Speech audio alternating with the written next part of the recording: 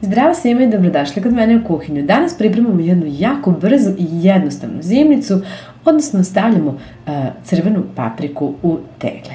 Najprije je potrebno papriku dobro oprati, pa obrisati suvim ubrusom, a zatim je iseckati na filete.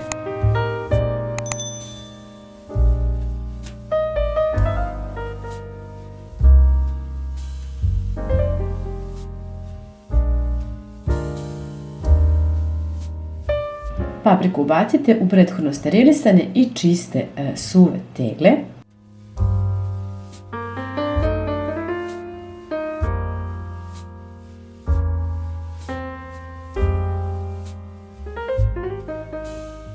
A možete dodati i recimo jedan lovorov list, malo naseckanog belog luka ili peršun. U jednu sam stavila peršun, u drugu lovorov list.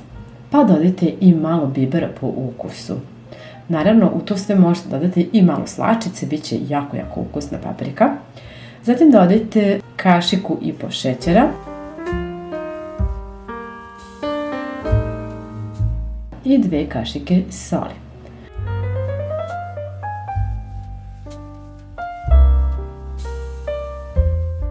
A zatim u svaku teglu sipajte 4 kašike sirćeta. Ja koristim alkoholno sirće od 9%.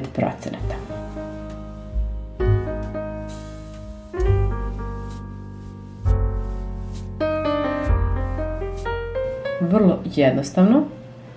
Sada je potrebno samo da nalijete ključalu u vodu. Znači prokuvajte vodu i nalijte u teglu. Nalijte teglu do vrha.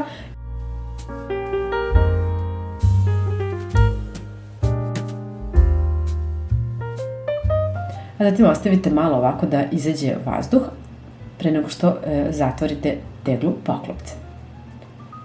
Samo pazite da ne pečete prste. Sada uzmite i dobro se promućkajte, okrenite je naopako i ostavite tako da se ohladi. Ja se nadam da će vam se dopasti ovaj recept, veoma je jednostavan i brz, a ovde možete da pogledate i još neke druge recepte za zimnicu. Puno vas pozdravljam i želim vam sve najbolje. Ćao!